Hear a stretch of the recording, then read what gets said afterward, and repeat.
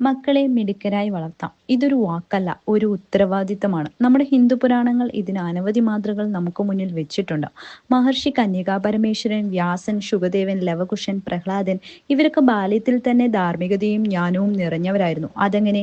അവരുടെ മാതാപിതാക്കളുടെ സംസ്കാരവും ഉപദേശവുമാണ് അതിന് കാരണം. മാതാപിതാക്കൾ കുട്ടിയുടെ ആദ്യത്തെ ഗുരുക്കന്മാർ ആണെന്ന് പുരാണങ്ങൾ പറയുന്നു. മഹർഷി കശ്യപൻ തന്റെ മക്കളെ ധർമ്മം, കരുണ, അഹിംസ എന്നിവയിൽ പരിശീലിപ്പിച്ചു.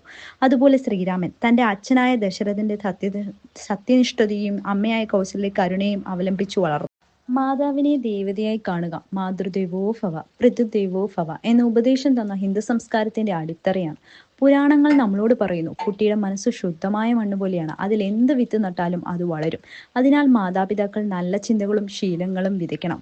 ഭഗവത്ഗീതയിൽ ശ്രീകൃഷ്ണൻ അർജുനനോട് പറയുന്നത് പോലെ ധർമ്മം പാലിക്കുമ്പോഴാണ് ജ്ഞാനം തെളിയുന്നത്. അതുപോലെ കുട്ടികളെ ധർമ്മബോധമുള്ളവരാക്കി വളർത്തുമ്പോൾ അവരിൽ മിടുക്കും ആത്മവിശ്വാസവും സ്വയം വളരും. കുട്ടികളോട് കഥ പറയുക, സത്യവും ദൈവവും പഠിപ്പിക്കുക, അച്ചടക്കം പ്രോത്സാഹിപ്പിക്കുക, ഇതാണ് പുരാണങ്ങൾ നമ്മളോട് പറയുന്ന യഥാർത്ഥ മാതൃത്വം.